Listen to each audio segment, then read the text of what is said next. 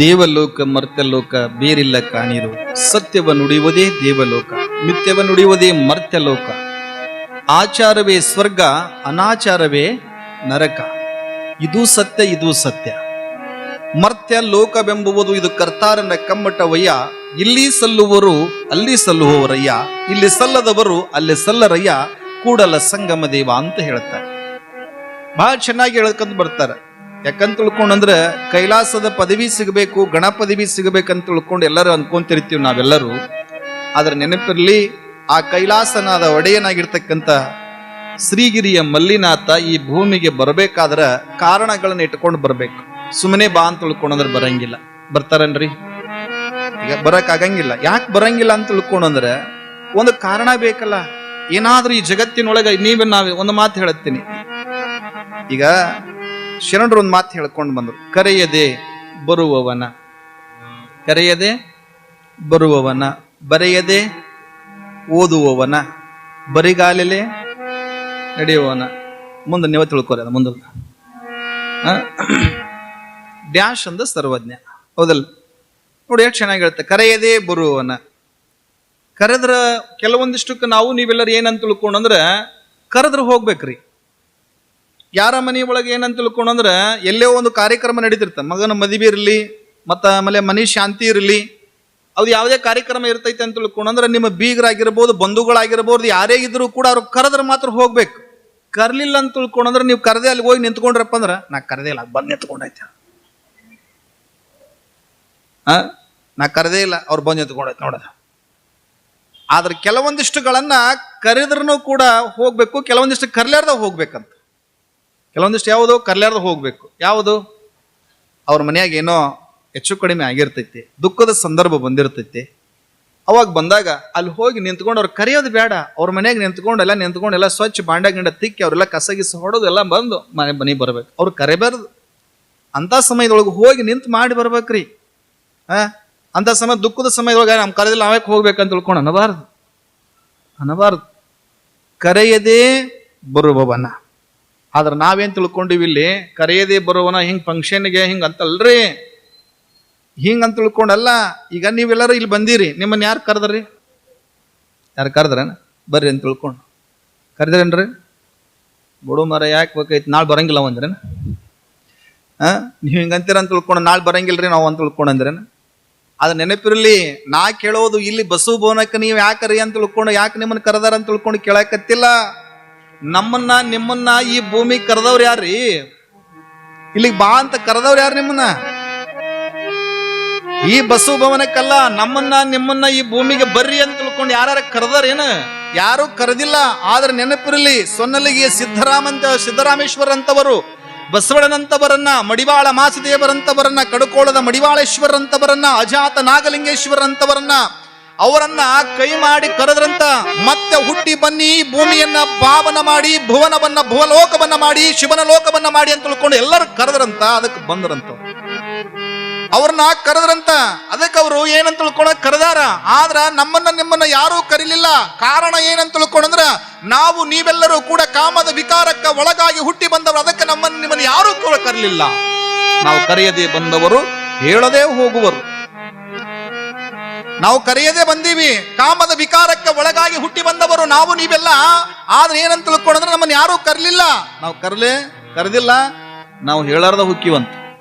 ಯಾರಿಗೆ ಹೇಳಂಗಿಲ್ರಿ, ಏನ್ರಿ? ಯಾರಿಗೆ ಹೇಳಕ್ ಹೋಗಂಗಿಲ್ಲ ಹಿಂಗ. ಆದ್ರೆ ಶರಣರಂಗಲ್ಲ, ನಾ ಇಂಥ ದಿನ ಹೋಗ್ತೀನಿ ಅಂತ ತಿಳ್ಕೊಂಡು ಹೇಳೋಗ್ತಾರೆ. ನಿಮ್ಗೆ ಗೊತ್ತಲ್ಲ, ಜ್ಞಾನಯೋಗಿ ಸಿದ್ದೇಶ್ವರಪ್ಪಗಳು ಏನಂದ್ರೆ, ಇಂಥ ದಿನ ನಾನು ಜೀವ ಬಿಡ್ತೀನಿ ಅಂತ ತಿಳ್ಕೊಂಡಂದ್ರು. ಅಜಾತ ನಾಗಲಿಂಗ ಸ್ವಾಮಿಗಳು ಹೇಳಿದ್ರು, ಕಡುಕೋಳದ ಮಡಿವಾಳಪ್ಪನವ್ರು ಹೇಳಿದ್ರು, 40 ಶರಣರು ಹೇಳಿದ್ರು ಇಂಥ ದಿನ ಜೀವ ಹೋಗ್ತದ. ಕುಮಾರ ಮಹಾಸ್ವಾಮಿಗಳು ರೈಲನ್ನು ಹತ್ತಲಿಲ್ಲ ಅಂತ ಅವತ್ತಿನ ಪ್ರಸಂಗ ಏನಂತ ತಿಳ್ಕೊಂಡಂದ್ರೆ, ಹಿಂಗ ತಾರ ಬಂದಿತ್ತು. ಹಿಂಗ ಕುಮಾರ ಮಹಾಸ್ವಾಮೀಜಿಯವರು ಹಿಂಗ ನೀವು ಬರಬೇಕು, ನಿಮ್ಮ ಪಾದೋದಕವನ್ನು ಸ್ವೀಕಾರ ಮಾಡಿದ ಬಳಿಕ ನಾನು ಜೀವ ಬಿಡ್ತೀನಿ ಅಂತ ತಿಳ್ಕೊಂಡಂದ್ರು. ಅವ್ರು ನೋಡಿ ಹೆಂಗಿರ್ಬೇಕು. ಅವ್ರು ಹೇಳಿ ಹೋಗ್ತಾರಂತ. ನಾವು ಯಾರಿಗೆ ಹೇಳಂಗಿಲ್ರಿ. ನಾವು ಕರೆಯದೆ ಬಂದವರು, ಹೇಳದೆ ಹೋಗುವರು ನಾವು. ಹೌದಲ್ಲ? ನಮ್ಮನ್ನ ಯಾರೋ ಹೆದರ್ಕೊಂಡಂತ ಕರೆದಿಲ್ಲ, ನಾವು ಹೇಳಾರ್ದ ಹೋಗ್ಬಿಡ್ತೀವಂತ. ಅದಕ್ಕೆ ಕರೆಯದೇ ಬರುವವನ. ಇನ್ನ ಬರೆಯದೇ ಓದುವವನ ಏನ್ರಿ? ಬರೆಯದೇ ಓದದ ನಮ್ದೇನು ಸಂಸಾರದ ಹಾಂಗಾತ್ ಹಿಂಗಾತ್, ಬರೇ ನಾವು ಬರಲಾರ್ದ ಅವು ಓದಿದ್ದ ನಮ್ಮ ಸಂಸಾರ ನಾವು ಹಂಗಾತ್ರಿ ಹಿಂಗಾತ್ ಬರೇ ನಾವು ಓದೋದ ಮಂದಿ ಮುಂದೆ ನಮ್ಮ ಮನ್ಯಾಗ ಹಿಂಗ್ರಿ, ನಮ್ಮ ಮನ್ಯಾಗ ಹತ್ತಿ ಹಂಗ್ರಿ, ನಾನು ಹೆಣ್ತಿ ಹಿಂಗ್ರಿ, ನನ್ನ ಮಕ್ಳು ಹಿಂಗೆ ಬರೀ ಇದನ್ನ ಓದೋದ ನಾವು ಮಂದಿ ಮುಂದೆ ಹೋಗಿ. ಬರೆಯದೇ ಹೋದವ್ರು ನಾವು ಆಗ ಇದಕ್ಕೆ ಬರೆಯದ ಓದುವರು. ಕೆಲವೊಬ್ರು ಓದ್ತಿರ್ತಾರೆ ನೋಡ್ಬೇಕು, ಹಂಗಾತು ಅಷ್ಟು ಗಳಿಸಿನಿ ಇಷ್ಟು ಗಳಿಸಿನಿ ಬರೀ ಅದನ್ನ ಹೇಳೋರು. ಎಷ್ಟಂತ ಹೋದ ಹೇಳಪ್ಪ ನೀನು. ಅವ್ರಂತಾರೆ ಎಷ್ಟು ಹೇಳೋದು, ಸಾಯ ಮಠನ ಹೇಳ್ತಿರ್ತಾರೆ ಕೆಲವೊಬ್ರು, ಸಾಯ ಮಠನ ಹೇಳೋದು ಹಂಗ ಏನ್ರಿ ಹಂಗ ಓದಿದ್ದ ಒಬ್ಬ ಇದ್ದ. ಹೆಂಗಿದ್ದ ಅಂತ ತಿಳ್ಕೊಂಡ್ರೆ ಅವನಿಗೆ 3 ಜನ ಗಣಮಕ್ಕಳಿದ್ರು. ದೊಡ್ಡ ಶ್ರೀಮಂತ ಇದ್ದಂತ 3 ಜನ ಗಣಮಕ್ಕಳಿದ್ರು, 3 ಜನ ಹೆಣ್ಮಕ್ಳಿದ್ರು. ಅವ್ರನ್ನೆಲ್ಲರೂ ಏನಂತ ತಿಳ್ಕೊಂಡು ಹೆಣ್ಮಕ್ಳ ಮದುವೆ ಮಾಡಿ ಕೊಟ್ಟಿದ್ದ. ಆದ್ರೆ ಕೊಟ್ಟ ಬಳಿಕ ಏನಾಗಿತ್ತು ಅಂತ ತಿಳ್ಕೊಂಡ್ರೆ ಅವನಿಗೆ ದೊಡ್ಡ ಶ್ರೀಮಂತ, ಅವರು ಒಬ್ಬ ಡಾಕ್ಟರ್ ಇದ್ದ, ಒಬ್ಬ ಇಂಜಿನಿಯರ್ ಇದ್ದ. ಆದ್ರೆ ಊರಾಗ ಅವನು ವ್ಯಾಪಾರಸ್ಥ ಮಾಡ್ತಿದ್ದ.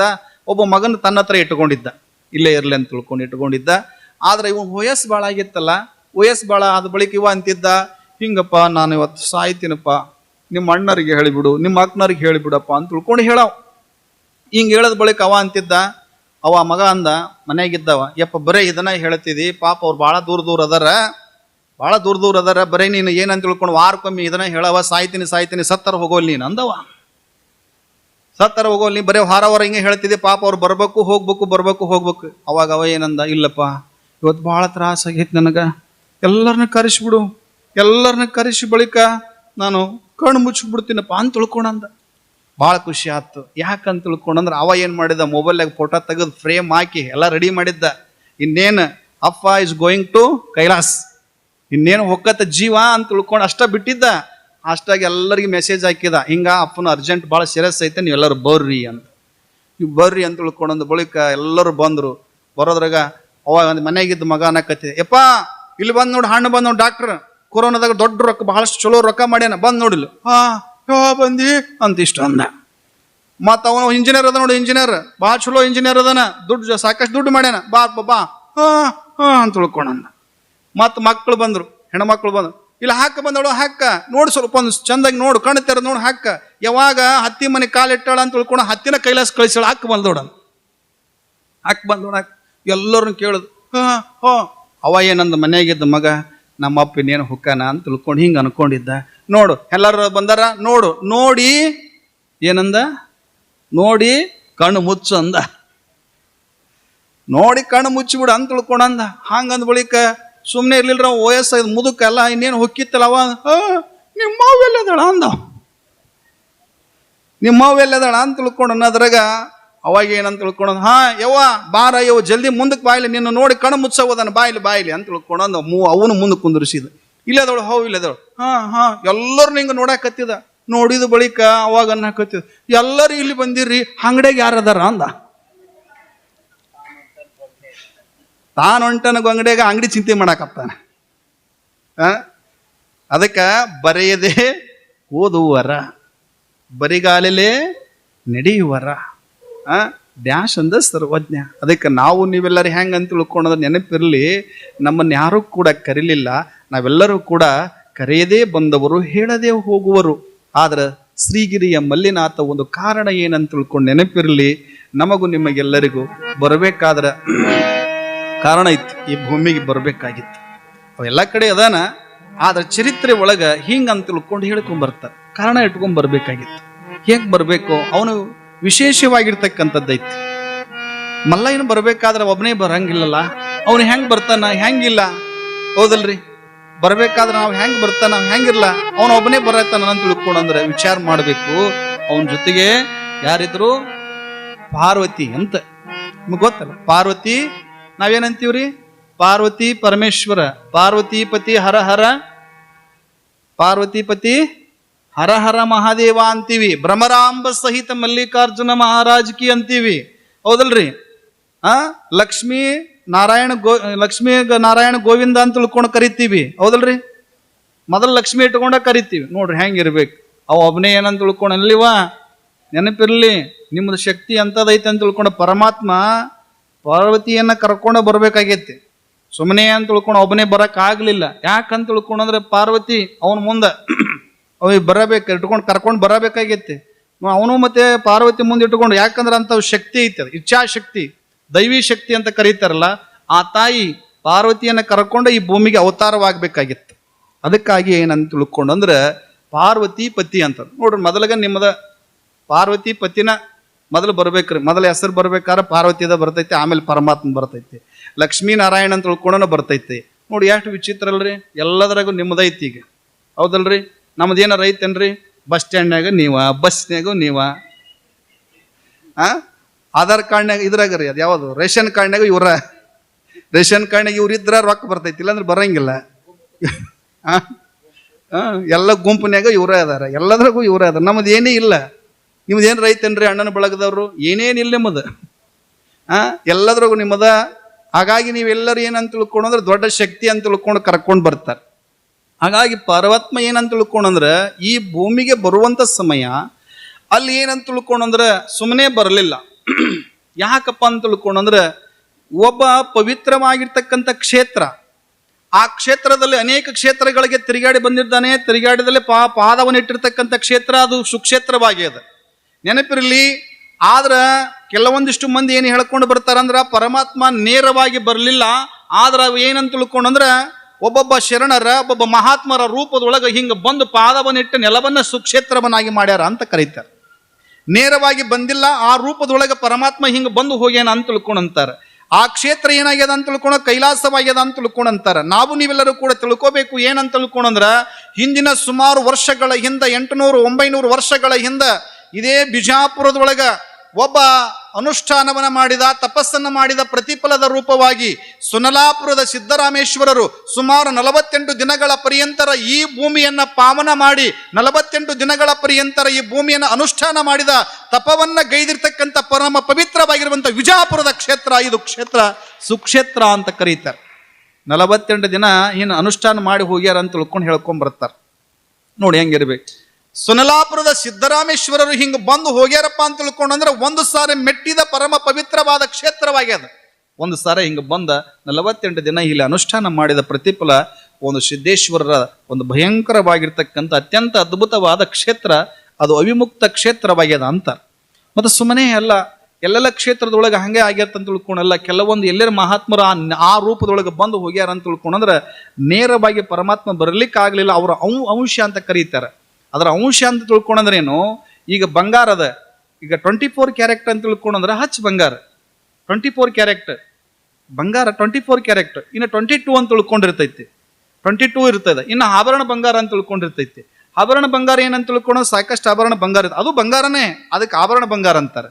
ಅದ್ರಾಗ ಬಂಗಾರ ಇರ್ತೈತಿ, ಆದ್ರೆ ಅದ್ರಾಗ ಆಭರಣ ಬಂಗಾರ ಅಂತ ತಿಳ್ಕೊಂಡಂತಾರೆ. ಹಂಗ 24 ಕ್ಯಾರೆಕ್ಟ್ ಅಂತಕ್ಕಂಥದ್ದು ಏನೈತಲ್ಲ ಅದು ನಿಜವಾಗಿರ್ತಕ್ಕಂಥ ಶಿವನ ರೂಪ, ಶಿವನ. ಆದ್ರೆ ಆಭರಣ ರೂಪದೊಳಗೆ ಯಾರು ಬರ್ತಾರಲ್ಲ ಅವರೆಲ್ಲರೂ ಕೂಡ ಏನಂತ ತಿಳ್ಕೊಂಡ್ರೆ ಶರಣ ಸತ್ಪುರುಷರು ಅಂತ ಕರೀತಾರೆ. ಆಭರಣ ರೂಪದಲ್ಲಿ ಬಂದಿರತಕ್ಕಂಥವ್ರು ಶರಣ ಸತ್ಪುರುಷರು ಅಂತ ಕರ್ಕೊಂಡ್ ಬರ್ತಾರೆ. ಹಾಗಾಗಿ ಅಜಾತ ನಾಗಲಿಂಗ ಬಂದ ಕಡ್ಕೊಳ್ಳೋದು, ಮಡಿವಾಳಪ್ಪನವರು ಬಂದರು, ಏನು ಇಲ್ಲ ಹಿಂಗ ಬಸವ ಪುರಾಣ ನಡೆದಿತ್ತಲ್ಲ. ಆ ಬಸವ ಪುರಾಣ ನಡೆದಾಗ ಅಂಬರಗಟ್ಟಿ ಅಂತ ತಿಳ್ಕೊಂಡು ಒಂದು ಊರು ಬರ್ತೈತಿ. ಆ ಅಂಬರಗಟ್ಟಿ ಒಳಗೆ ಏನಂತ ತಿಳ್ಕೊಂಡ್ರೆ ಒಂದು ಊರು, ಆ ಊರು ಅಂತ ತಿಳ್ಕೊಂಡ ಬಳಿಕ ಅಲ್ಲೆಲ್ಲ ಪುರಾಣ ಬಸವ ಪುರಾಣ ನಡೀತೈತಿ. 3 ತಿಂಗಳ ಬಸವ ಪುರಾಣ ನಡೆದಾಗ ಆ ಬಸವ ಪುರಾಣ ನಡೆದಿರ್ತಕ್ಕಂಥ ಸಮಯದೊಳಗ ಆ ಬಸವ ಪುರಾಣ ಏನು ನಡೆದಿತ್ತಲ್ಲ ಆ ವೇದಿಕೆ ಹತ್ರ ಮುಂದೆ ಒಂದೆರಡು ಗಿಡದಾಗ 2 ಗುಬ್ಬಿ ದಿನ ಪುರಾಣ ಕೇಳ್ತಿದ್ವು ಅಂತ. ದಿನ ಪುರಾಣ ಕೇಳ್ತಿದ್ವು. ಆ ದಿನ ಪುರಾಣವನ್ನ ಕೇಳುವಂಥದ್ರೊಳಗೆ ಏನಾಯ್ತು ಅಂತ ತಿಳ್ಕೊಂಡ್ರೆ ದಿನ ಪುರಾಣ ಕೇಳ್ತಿದ್ದು, ಬಸವ ಪುರಾಣ ಕೇಳುತ್ತಿದ್ದ ಬಳಿಕ ಬಸವಣ್ಣನವರು ಏನಂದ್ರೆ 3 ತಿಂಗಳ ನಡೆದಿರ್ತಕ್ಕಂಥ ಪುರಾಣ ಕೊನೆಯ ದಿನದಲ್ಲಿ ಏನಂತ ತಿಳ್ಕೊಂಡ್ರೆ ಆ ದಿನ ಅವತ್ತು ಬಸವಣ್ಣನವರು ಲಿಂಗೈಕ್ಯರಾದ್ರು ಅಂತ ತಿಳ್ಕೊಂಡು ಹಿಂಗ ಪುರಾಣಿಕರು ಹೇಳುವುದಷ್ಟೇ ತಡ 3 ತಿಂಗಳ ಪರ್ಯಂತರ ಕೇಳಿರ್ತಕ್ಕಂಥ 2 ಪಕ್ಷಿಗಳು 2 ಗುಬ್ಬಿಗಳು ಏನಂತ ತಿಳ್ಕೊಂಡು ಅಯ್ಯೋ ಶಿವ ಶಿವ, ಒಬ್ಬ ಮಹಾಮಹಿಮನಾಗಿರ್ತಕ್ಕಂಥವನು ಲೋಕದ ಒಡೆಯ ರೂಪದೊಳಗೆ ಬಂದಿರತಕ್ಕಂಥ ಬಸವಣ್ಣನವರೇ ಲಿಂಗೈಕ್ಯರಾದ್ರಲ್ಲ, ನಾವಿನ್ ಇರಬಾರ್ದಂತ ತಿಳ್ಕೊಂಡು ಏನಂತ ತಿಳ್ಕೊಂಡ್ರೆ ಗಿಡದ ಒಳಗಿರ್ತಕ್ಕಂಥ 2 ಗುಬ್ಬಿಗಳು ಬಿಲಬಿಲ ಅಂತ ತಿಳ್ಕೊಂಡು ಒದ್ದಾಡಿ ಆ ಬಸವ ಪುರಾಣದ ವೇದಿಕೆ ಮೇಲೆ ಬಿದ್ದು ವೇದಿಕೆ ಮೇಲೆ ಬಿದ್ದು ಆ 2 ಗುಬ್ಬಿಗಳು ಜೀವವನ್ನು ಬಿಟ್ಟು ಅಂತ. ಆ 2 ಗುಬ್ಬಿಗಳು ಜೀವ ಬಿಟ್ಟ ಪ್ರತಿಫಲ ಏನಂತ ತಿಳ್ಕೊಂಡ್ರೆ ಅವತ್ತಿನಿಂದ ಆ ಊರು ಅಮರಗಟ್ಟಿ ಹೋಗಿ ಏನಾಯ್ತಂತ ತಿಳ್ಕೊಂಡ್ರ ಆ ಊರಿಗೆ ಗುಬ್ಬಿ ಗುಬ್ಬಿ ಅಂತ ತಿಳ್ಕೊಂಡು ಆ ಊರಿಗೆ ಕರೆದ್ರ ಗುಬ್ಬಿ ಅಂತೇಳಿ ಗುಬ್ಬಿ ಅಂತ ತಿಳ್ಕೊಂಡು ಕರ್ಕೊಂಡು ಬಂದ್ರು. ಅದಕ್ಕೆ ಯಾರೋ ಹಿಂಗ ಬಂದು ಕುಳಿತುಕೊಂಡು ಹೋಗ್ಯಾರಪ್ಪ ಅಂತ ತಿಳ್ಕೊಂಡ್ರೆ ಆ ಕ್ಷೇತ್ರ ಅವಿಮುಕ್ತ ಕ್ಷೇತ್ರವಾಯಿತು. ಒಬ್ಬ ಮುದುಕಿ ಹೋಗಿ ಏನು ಹೇಳತ್ತಾಳ ಅಂತ ತಿಳ್ಕೊಂಡ್ರ ಒಬ್ಬ ಋಷಿ ಮುನಿಗಳಾಗಿರ್ತಕ್ಕಂಥವರು, ತಪಸ್ವಿಗಳಾಗಿರ್ತಕ್ಕಂಥವರು ತಪಸ್ವಿಗಳಾಗಿರ್ತಕ್ಕಂಥವ್ರು ಈ ಭೂಮಿ ಒಳಗ ಹಾಗೆ ಹೋಗಿರ್ತಕ್ಕಂಥ ಸಮಯದೊಳಗ ಸಿದ್ಧಲಿಂಗರು ಅಂತ ತಿಳ್ಕೊಂಡು ಒಂದು ಕಟ್ಟಿ ಮೇಲೆ ಹಿಂಗ ಕುಳಿತುಕೊಳ್ತಾರ. ದಿನನಿತ್ಯ ಹೋಗಿ ಆ ಕಟ್ಟಿ ಮೇಲೆ ಕುಳಿತುಕೊಳ್ತಾರ. ಆ ಊರಿನೊಳಗ ಸ್ವಲ್ಪ ದೂರದಲ್ಲಿ ಒಂದು ಮುದುಕಿ ಏನಂತ ತಿಳ್ಕೊಂಡು ಅಂದ್ರ ಒಂದು ಬಿದಿರು ಪುಟ್ಟಿ ಒಳಗ ದಿನನಿತ್ಯ ಮಡಿ ಉಡಿಲಿಂದ ತಾನು ಆ ಗುರುಗಳಿಗೆ ಉಣಿಸ್ಬೇಕಂತ ತಿಳ್ಕೊಂಡು, ಎಷ್ಟು ಭಕ್ತಿಯಿಂದ ಉಣಿಸ್ಬೇಕಂತ ತಿಳ್ಕೊಂಡು ಆ ಮುದುಕಿ ಏನ್ ಮಾಡ್ತದ, ದಿನನಿತ್ಯ ಎಡಿ ತಗೊಂಡು ಬರ್ತಿತ್ತು. ಗುರುಗಳಾಗಿರ್ತಕ್ಕಂಥವರು ಹಿಂಗ ಕುಳಿತುಕೊಳ್ತಿದ್ರು, ಕಟ್ಟಿ ಮೇಲೆ ಹಿಂಗ ದಿನ ಕುಳಿತುಕೊಳ್ತಿದ್ರು. ತನ್ನ ಎಲ್ಲಾ ಶಿಷ್ಯಂದ್ರ ಕರ್ಕೊಂಡು ಅಲ್ಲಿ ಕುತ್ಕೊಂಡು ಆಧ್ಯಾತ್ಮ ಪ್ರವಚನ ನಡೆಸ್ತಿದ್ರು. ಆದ್ರ ಆ ಮುದುಕಿ ಹಣ್ಣಾಗಿರುವಂತ 80-90 ವರ್ಷದ ಮುದುಕಿ ಏನ್ ಮಾಡ್ತದ, ತಲೆ ಮೇಲೆ ಪುಟ್ಟಿಯನ್ನು ಹೊತ್ಕೊಂಡು ಹೆಡಿ ಇಟ್ಕೊಂಡು ಹಿಂಗೆಲ್ಲ ಬರ್ತಿತ್ತು, ಬಂದು ಪ್ರಸಾದ ಮಾಡಿಸ್ತಿತ್ತು. ಮಾಡಿಸಿದ ಬಳಿಕ 80-90 ವರ್ಷದ ಮುದುಕಿಗೆ ಸಿದ್ಧಲಿಂಗರು ಕೇಳಿದ್ರಂತ, ಅಮ್ಮ ನಿನಗೆ ವಯಸ್ಸಾಗ್ಯದ, ಏನು ಬೇಕು ಕೇಳು ಅಂತ. ನಿನಗೆ ವಯಸ್ಸಾಗ್ಯದ, ಏನು ಬೇಕು ಕೇಳು ಅಂತ ತಿಳ್ಕೊಂಡ ಬಳಿಕ ಏನು ಕೇಳಬೇಕ್ರಿ ಅದು? ಇವ ಅಕಸ್ಮಾತ್ ಶ್ರೀಶೈಲ ಮಲ್ಲಯ್ಯ ನಿಮ್ಗೆ ಏನಾದ್ರೂ ಇವತ್ತು ರಾತ್ರಿ ಬಂದು ನಿಮ್ಮ ಮನೆಯ ಭಾಳ ಚಂದ ಪುರಾಣ ಕೇಳಿರಿ, ಮತ್ತು ನಿಮ್ಗೆ ಏನು ಬೇಕಂತ ತಿಳ್ಕೊಂಡು ಕೇಳಿದ್ರಂದ ಏನು ಕೇಳ್ತೀರಿ ನೀವು? ಏನು ಕೇಳ್ತೀರಿ? ನೀವೇನು ಕೇಳ್ತೀರಿ ಶರಣರ? ಯಪ್ಪ ನಮಗೇನು ಕೇಳಿದ್ರು, ಒಂದು 10 ಎಕರೆ ಆಸ್ತಿ, ಒಂದು 10 ಮನಿ, ಹಿಂಗ ನೀವೇನು ಕೇಳ್ತೀರಿ? ಒಂದು 20 ತೊಲೆ ಬಂಗಾರ, ಮತ್ತೇನು ಕೇಳ್ತೀರಿ? ನೀವು ಬಂಗಾರ ಕೇಳೋರು, ಭೋಗದ ವಸ್ತುಗಳನ್ನ ಅಷ್ಟೇ ಕೇಳೋರು ಶರಣರ. ಅಕಸ್ಮಾತ್ ಇವತ್ತೋ ನಾಳೆ ನೀವು ಪುರಾಣ ಕೇಳಿರಿ, ನಿಮ್ಮ ಭಕ್ತಿಗೆ ಮೆಚ್ಚಿ ಶ್ರೀಶೈಲ ಮಲ್ಲಯ್ಯ ಬಂದು ನಿಮಗೇನು ಬೇಕು ಕೇಳು ಅಂತ ತಿಳ್ಕೊಂಡು ಕೇಳಿದ ಬಳಿಕ ಯಾವುದೇ ಆಭರಣಗಳನ್ನ ಕೇಳಬೇಡಿ, ಯಾವುದೇ ವಸ್ತುಗಳನ್ನ ಕೇಳಕ್ ಹೋಗಬೇಡಿ, ಯಾವುದೇ ಒಡವೆಗಳನ್ನ ಕೇಳಲಿಕ್ಕೆ ಹೋಗಬೇಡಿ, ಏನಕ್ಕೆ ಸಂಪತ್ತನ್ನ ಕೇಳಲಿಕ್ಕೆ ಹೋಗಬೇಡಿ. ಹೇ ಪರಮಾತ್ಮನೇ, ಹೇ ಮುಕ್ತಿನಾಥನೇ, ನನಗೆ ಮುಕ್ತಿಯನ್ನು ಕೊಡು ಅಂತ ತಿಳ್ಕೊಂಡು ಬೇಡಿಕೋಬೇಕು ವಿನಃ ಮತ್ತೊಂದು ಕೇಳಬಾರದು. ನಮಗೆ ಮುಕ್ತಿಯನ್ನ ಕೊಡು ಸಾಕು, ಮತ್ತೊಂದು ಬೇಡ ನನ್ನಪ್ಪ ಅಂತ ತಿಳ್ಕೊಂಡು ಮುಕ್ತಿಯನ್ನ ಕೊಡು ಅಂತ ತಿಳ್ಕೊಂಡು ಕೇಳಿ ಸಂಪತ್ತು ಮಾತ್ರ ಕೇಳಕ್ ಹೋಗ್ಬೇಡ್ರಿ. ಆ ತಾಯಿ ಕೇಳುತ್ತಾಳ ಸಿದ್ಧಲಿಂಗರನ್ನ. ಸಿದ್ಧಲಿಂಗರು ಕೇಳಿದ್ರು, ಏನ್ ಬೇಕಮ್ಮ? ಇಷ್ಟು ಭಕ್ತಿಯಿಂದ ನೀನು ಮಡಿ ಉಡಿಲಿಂದ ಹೆಡೆಯನ್ನ ತೆಗೆದುಕೊಂಡು ಬಂದು ಉಣಸಕತ್ತೀವ, ನಿನಗೇನು ಬೇಕು ಕೇಳು, ಕೊಡ್ತೀನಿ ಅಂತ ತಿಳ್ಕೊಂಡು ಅಂದಾಗ ಏನೆಲ್ಲ ಕೇಳಿದ್ರ ಮುದುಕಿಗೆ ಏನೆಲ್ಲ ಸಂಪತ್ತು ದೊರೀತಿತ್ತು, ಸಂಪತ್ತು ಸಿಗುತ್ತಿತ್ತು ಮುದುಕಿಗೆ, ಎಲ್ಲದ ಕೂಡ ಭೋಗ ವಸ್ತುಗಳೆಲ್ಲ ಸಿಗುತ್ತಿತ್ತು. ಆದ್ರ ಆ ಮುದುಕಿ ಅಂತದ, ಅಜರಾಮರವಾಗಿ ಹೆಸರು ಉಳಿಯುವಂತೆ ಉಳಿಲಪ್ಪ ಅಂತ ಒಂದು ಕೊಟ್ಟು ಬಿಡು ನನಗ ಅಂತ ತಿಳ್ಕೊಂಡಂತ. ಅಜರಾಮರವಾಗಿ ಉಳಿಲಿ ಅಂತ ಒಂದು ಹೆಸರನ್ನ ಕೊಟ್ಟು ಬಿಡು ಅಂತ ತಿಳ್ಕೊಂಡ ಬಳಿಕ ಆ ಮುದುಕಿ ಹೇಳಿದ್ರಂತ ಸಿದ್ಧಲಿಂಗರು, ಆಯ್ತಮ್ಮ, ಸೂರ್ಯ ಚಂದ್ರ ಇರುವ ತನಕ ನಿನ್ನ ಹೆಸರು ಅಜರಾಮರವಾಗಿ ಉಳಿತದ. ಈ ಕುಳಿತುಕೊಂಡಿರುವಂತ ಕಟ್ಟೆ ಏನಾಗ್ಲಿ ಅಂತ ತಿಳ್ಕೊಂಡ್ರೆ, ಯಾವಾಗ ನೀನು ಭಕ್ತಿಯಿಂದ ಮಡಿ ಉಡಿಲಿಂದ ಎಡೆನ ತಂದು ಕೊಟ್ಟು ಒಬ್ಬ ಶಿವಯೋಗಿಗೆ ನೀನು ಉಣಿಸಿದ ಬಳಿಕ ಇವತ್ತಿನಿಂದ ಇದು ಎಡೆಯೂರು ಆಗಲಿ ಅಂತ ತಿಳ್ಕೊಂಡು ಎಡೆಯೂರು ಸಿದ್ಧಲಿಂಗೇಶ್ವರ ಆಯ್ತು. ಎಡೆಯೂರು, ಎಡೆಯನ್ನ ಉಣಿಸಿದ್ದಕ್ಕಾಗಿ ಎಡೆಯೂರು ಅಂತ ತಿಳ್ಕೊಂಡಂತ ನೋಡಿ. ಹೆಂಗೆ ಇದು ಕ್ಷೇತ್ರ ಆಗ್ಲಿಲ್ಲೇನ್ರಿ? ಕೈಲಾಸ ಆಗಿಲ್ಲೇನು? ಮಹಾತ್ಮರು ಬಂದು ಈ ಭೂಮಿಯನ್ನ ಪಾವನ ಮಾಡ್ಲಿಲ್ಲೇನ್ರಿ? ಅದಕ್ಕೆ ಇದು ಕೈಲಾಸ ಅಂತ ಕರ್ಕೊಂಡು ಬಂದ್ರವ್ರು. ಮತ್ತೆ ಕೈಲಾಸನ ಹುಡ್ಕೋಕ್ ಹೋಗ್ಬೇಡಿ ಅಂತ ತಿಳ್ಕೊಂಡಂತಾರ. ಆದ್ರೆ ನಾವು ನೀವೆಲ್ಲರೂ ತಿಳಿದುಕೊಂಡು ಹೋಗಿ ಇದೇ ಒಂದು ಕೈಲಾಸವನ್ನು ಮಾಡ್ಕೊಳ್ಳಿ. ಮತ್ತೆ ಇಲ್ಲೆಲ್ಲ ಕೂತಿರಲ್ಲ, ಇದು ಕೈಲಾಸದ ವರ್ಣನೆ ನಡೆದೈತಿ. ಇಲ್ಲೆಲ್ಲ ಕುತ್ಕೊಂಡವ್ರು ನೀವೆಲ್ಲರೂ ಕೈಲಾಸದ ಸ್ವರೂಪಿ ಒಳಗೆ ಕುತ್ಕೊಂಡಿರಿ, ಶಿವನ ಸ್ವರೂಪಿ ಒಳಗನೆ ಕುತ್ಕೊಂಡಿರಿ ಅಂದ ಬಳಿಕ ಇದು ಕೈಲಾಸ ಅಲ್ಲೇನು? ಮಾಡ್ಕೊಳಕ್ ಬರ್ತೈತಿ. ಯಾರ ಮನಸ್ಸು ಸ್ವಚ್ಛ ಇರ್ತೈತಿ, ಯಾರ ಮನಸ್ಸಿನೊಳಗ ಯಾವುದೇ ಭೇದ ಭಾವನೆಗಳು ಇಲ್ಲ, ಆ ಮನಸ್ಸ ಪವಿತ್ರ ಆಗಿರ್ತೈತಿ, ಆ ಮನೆಯೇ ಕೈಲಾಸವಾಗಿರ್ತೈತಿ. ಎಲ್ಲಿ ಹುಡುಕೋದೇ ಬೇಡ ಅಂತಾರ, ಎಲ್ಲಿ ಹುಡುಕೋದೇ ಬೇಡ. ಹಾಗಾಗಿ ಇಲ್ಲಿ ಅವ್ರು ಹೇಳ್ಕೊಂಡು ಬರ್ತಾರ, ಕೈಲಾಸದ ಒಂದು ಮಾತನ್ನ ಕುವೆಂಪು ಅವ್ರು ಬಹಳ ಚೆನ್ನಾಗಿ ಹೇಳ್ಕೊಂಡು ಬರ್ತಾರ. ಸ್ವರ್ಗದ ಬಾಗಿಲು ಎಲ್ಲಿದೆ ಹಣ್ಣ, ನುಗ್ಗಿದರೆನೆಲ್ಲಿ ಸಿಗಲಿಲ್ಲಣ್ಣ, ಕಾಸಿಗೆ ಹೋದೆನು ಅಲ್ಲಿಲ್ಲಣ್ಣ, ಮುಳುಗಿದೆ ಗಂಗೆಯಲು ಅಲ್ಲಿಲ್ಲಣ್ಣ, ಗಣಗಣ ಗಣ ಗಣ ಗಂಟೆಯ ಬಾರಿಸಿ ಮಣಮಣ ಮಣಮಣ ಮಂತ್ರವ ಹೇಳಿದೆ, ಎಲ್ಲಿ ಸಿಗಲಿಲ್ಲಣ್ಣ, ಸ್ವರ್ಗ ಎಲ್ಲಿ ಸಿಗಲಿಲ್ಲ ಅಂತ ತಿಳ್ಕೊಂಡಂತಾರೆ. ಸ್ವರ್ಗ ಎಲ್ಲಿ ಸಿಗಲಿಲ್ಲ, ಆ ಸ್ವರ್ಗವನ್ನ ನಾವು ಮಾಡಿಕೊಳ್ಳಕ್ ಬರ್ತದ. ಆದ್ರೆ ಇಲ್ಲಿ ಏನಂತ ತಿಳ್ಕೊಂಡ್ರೆ, ನಾವು ನೀವೆಲ್ಲ ತಿಳ್ಕೋಬೇಕು, ಆ ಕೈಲಾಸದಿಂದ ಇಲ್ಲಿ ಕ್ಷೇತ್ರದ ಒಂದು ಪರಮ ಪವಿತ್ರವಾಗಿರುವಂತ ಭೂಮಿಯನ್ನ ಪಾವನ ಆಗ್ಬೇಕಾಗೈತೆ ಅಂತ ತಿಳ್ಕೊಂಡ್ರೆ, ಆ ಭೂಮಿ ಎಷ್ಟು ಪವಿತ್ರವಾಗೈತೆ ಅಂತ ತಿಳ್ಕೊಂಡು ಅನ್ನುವುದನ್ನ ನಾಳೆ ದಿವಸ ನಾವು ನೀವೆಲ್ಲರೂ ಕೂಡಿಕೊಂಡು ನೋಡೋಣ. ಆ ಕ್ಷೇತ್ರದೊಳಗ ಒಬ್ಬ ಮುನಿಗಳು ಏನ್ ಮಾಡ್ತಾರ, ಯಾವ ರೀತಿ ತಪಸ್ ಮಾಡ್ತಾರ, ಯಾಕೆ ತಪಸ್ ಮಾಡಿದ್ರು, ಆ ಕ್ಷೇತ್ರ ಯಾಕಂತ ಅದ್ಭುತವಾದ ಕ್ಷೇತ್ರವಾಯಿತು ಅನ್ನುವುದನ್ನ ನಾಳೆ ದಿವಸ ನಾವು ನೀವೆಲ್ಲರೂ ಕೂಡಿಕೊಂಡು ನೋಡೋಣ. ಅದಕ್ಕೆ ಆ ಪೂರ್ವದಲ್ಲಿ ಸಮಿತಿಯ ಸಲಹೆ ಸೂಚನೆಗಳು ಹೇಳಬೇಕು ಅಂತ ತಿಳ್ಕೊಂಡು ಕೇಳಿಕೊಳ್ಳುತ್ತಾ, ಹೆಚ್ಚಿನ ಸಂಖ್ಯೆ ಒಳಗ ನಿಮಗೆಲ್ಲರಿಗೂ ಹೇಳಿದೆ, ಕರ್ಕೊಂಡು ಬರ್ರಿ ನೀವೆಲ್ಲ ಅಂತ ತಿಳ್ಕೊಂಡು ಅಂದಿದ್ದೆ. ಆದ್ರೆ ನೀವೆಲ್ಲರೂ ಕೂಡ ನಮ್ಮ ಶರಣರ ಬಂಧುಗಳು ಎಲ್ಲರೂ ಬಂದಿದ್ದಾರೆ.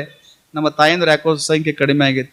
ಏನಿವ ಹಾಲಾಕೋತನ ಬರಂಗಿಲ್ಲ ಅಂದ್ರೆ ಹಬ್ಬ. ಹ್ಞೂನ್ರಿ, ಹಬ್ಬ ಮುಗಿಯತನ ಬರೋಂಗಿಲ್ಲ ಅಂದ್ರೆ ಆಗ್ಲಿ